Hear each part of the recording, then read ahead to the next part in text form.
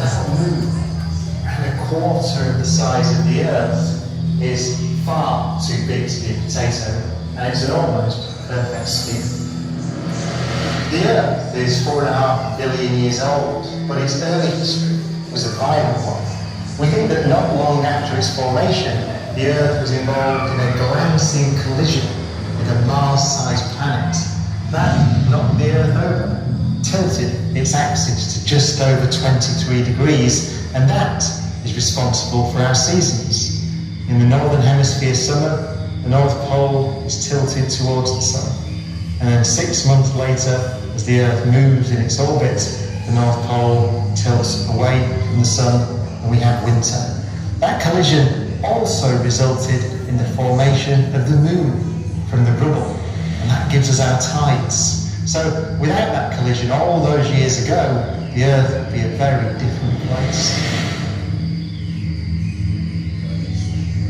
In astronomy, the distances we consider are so vast that we soon give up talking in terms of meters and kilometers and speak in terms of light years, the distance light travels in a year.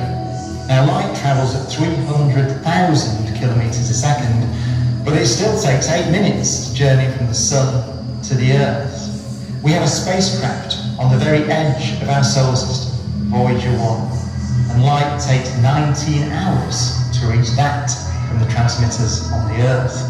The closest star is 4 light years away. Our galaxy is over 100,000 light years across, and our nearest neighbouring galaxy, which you can see with your naked eye in a dark night, Andromeda, is over 2 million light years away. The universe is a vast ocean of galaxies. We can see over 2 trillion of them in the observable universe. But that word, observable, is important. We think the universe extends way beyond the piece we can see.